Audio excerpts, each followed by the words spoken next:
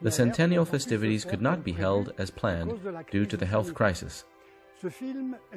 This film is a commemoration of the centennial, produced with the support of the Association of Evangelical Mennonite Churches of France and relief agencies, including MCC.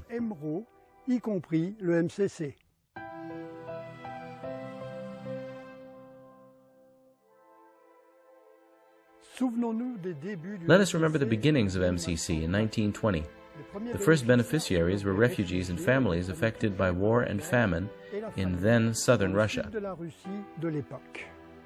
A.J. Metzler describes what it was like coming into Zaporozhye, Ukraine, with that first food shipment on the train. He said it was like skeletons lurching toward him, crying the one words that were known throughout Russia: bread, in God's name, bread. Mennonites in North America collected food, clothing, and money. A team of aid workers was sent to Russia to work with the local population to distribute goods of all kinds and begin Mennonite Central Committee's development work. Tractors and seeds followed quickly to ensure long-term stability. Before long, some 25,000 people were being fed every day at one of the tables of the 140 soup kitchens open in what is now Ukraine.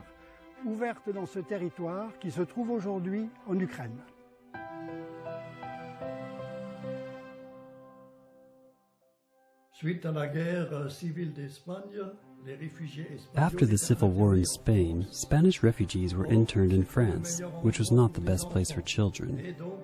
MCC started to build children's homes to provide nutrition and a supportive environment for these children.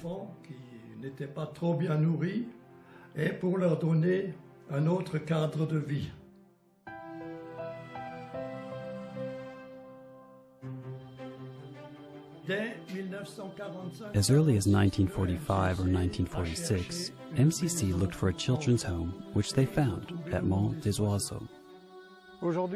Today, the institution is part of the AEDE. It's a medical and social services organization serving over 1,500 people in 28 locations. J'ai fait plus concrètement connaissance avec le MCC. I became acquainted with MCC in 1946 when I was 19 years old, and 3 young Americans came to our home in Munzenheim to help us rebuild our house, which had been partly destroyed by a bomb. Reconstruire notre maison qui était en partie détruite par une bombe. The Americans called them Paxmen, and in France, the Alsatians nicknamed them Pax Boys.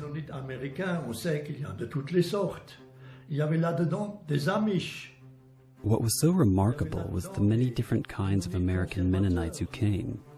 There were all kinds. There were some Amish, there were conservative Mennonites, there was a married couple in leadership. His wife had short hair, so in '46, a Mennonite lady with short hair. These Mennonites showed us by their lives that they were believers and how they lived their faith.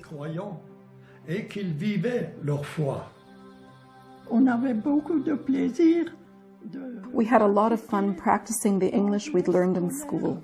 They also taught us an English hymn that I could still sing now.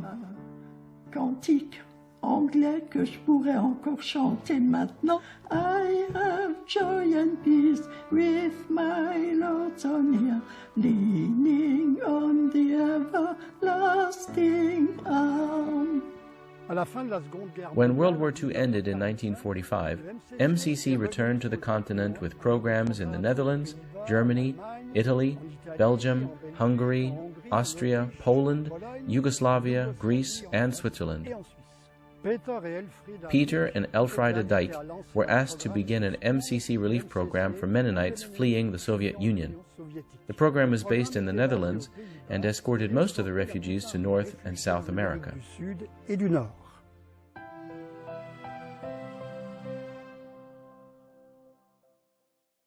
In 1950, the Visitor Exchange Trainee Program began as an outgrowth of the European Relief Program in the late 1940s.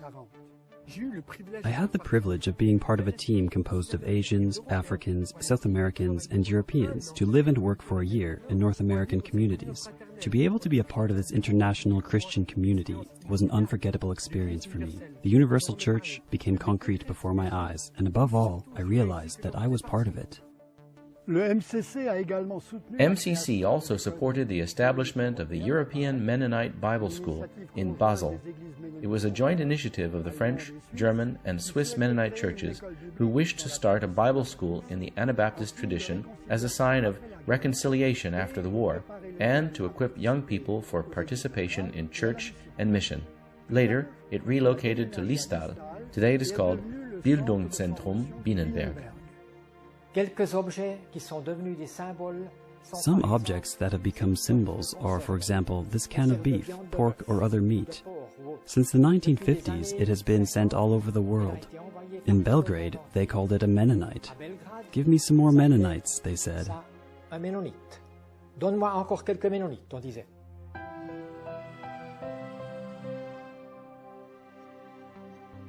After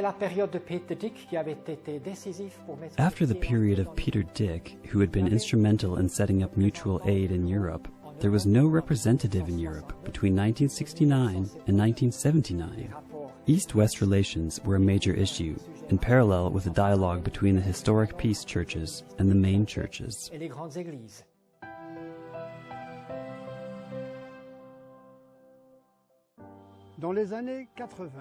In the 1980s, the thousands of returning Russian, German Mennonites were of concern to Mennonites in Germany and the Netherlands, and MCC continued to support this work. A museum in Detmold, Germany, tells their story. About 42,000 of them attended Mennonite and Baptist churches today. For some, the work of MCC was a model of the Anabaptist vision. It was from 1984 to 1986 that we left for Zaire, now the Democratic Republic of Congo. We left because we did not want to do military service, but rather to serve for 2 years and to be useful in this way. The relationships we developed at that time have lasted. Beginning 20 years ago, we organize a camp there every 5 years for young adults from Europe.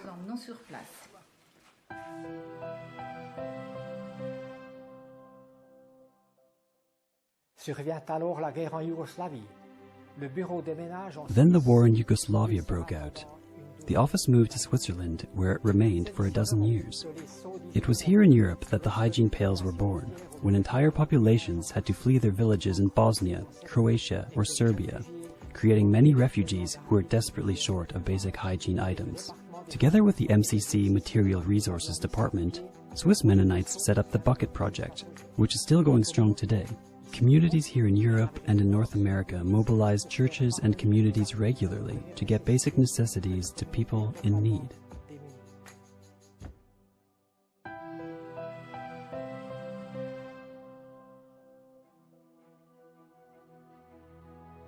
I had the privilege and joy of participating in the Yamen program, which gave me the opportunity to serve God in Tanzania at a school for youth with disabilities, a rich and formative experience that marks a key point in my life.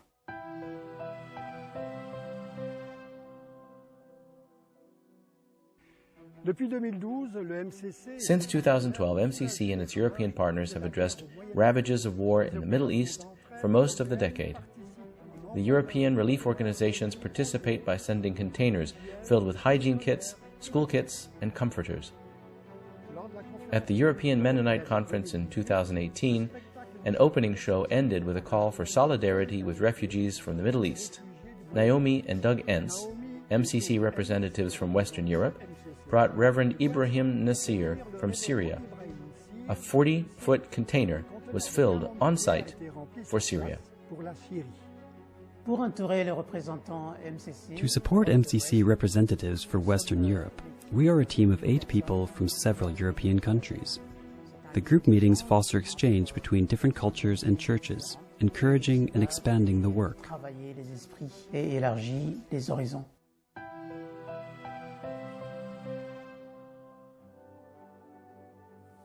Since mid-2020, we have been representing MCC in Western Europe and are currently living in Jordan. MCC plays a connecting role, bringing together the diverse Mennonite conferences and relief agencies. We intend to build bridges for MCC to foster common initiatives that link European Mennonites with MCC's international relief and development projects, so that MCC can be a unifier between European Mennonites and with Mennonites and others in different parts of the world. 100 years of collaboration have left their mark on minds, touched hearts, and left lasting impressions.